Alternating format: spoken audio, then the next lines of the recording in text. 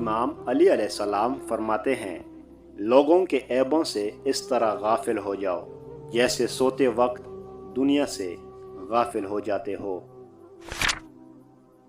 جب تمہاری مشکلات حد سے زیادہ بڑھنے لگے تو سمجھ لو کہ اللہ تمہیں بلند مقام دینے والا ہے۔ اگر کوئی تم سے پوچھے بتاؤ زندگی کیا ہے، تو تم ہتھیلی پر ذرا سی خاک رکھنا اور اسے اڑا دینا۔ انسان کے جسم کا سب سے خوبصورت حصہ دل ہے، اگر یہی صاف نہ ہو تو چمکتا چہرہ کسی کام کا نہیں۔ زبان کا وزن بہت ہی ہلکا ہوتا ہے، مگر بہت کم لوگ ہی اسے سنبھال پاتے ہیں۔ کبھی بھی اپنی جسمانی طاقت اور دولت پر بھروسہ نہ کرنا، کیونکہ بیماری اور غربت آنے میں دیر نہیں لگتی۔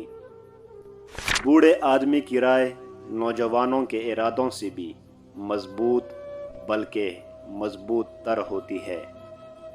نصیحت دوسروں کے حال پر غور کرنے سے حاصل ہوتی ہے۔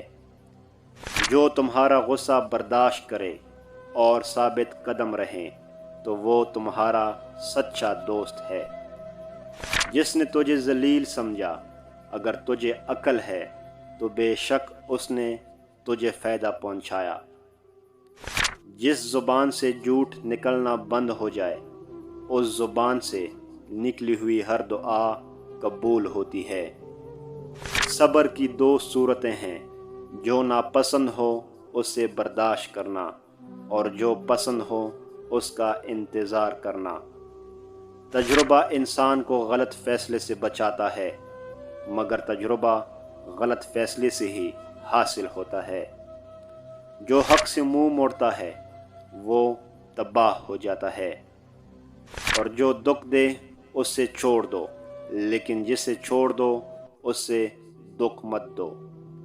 حضرت امام علی علیہ السلام نے فرمایا، جس شخص میں یہ 3 عادتیں ہوں وہ ضرور ذلیل اور خوار ہوگا۔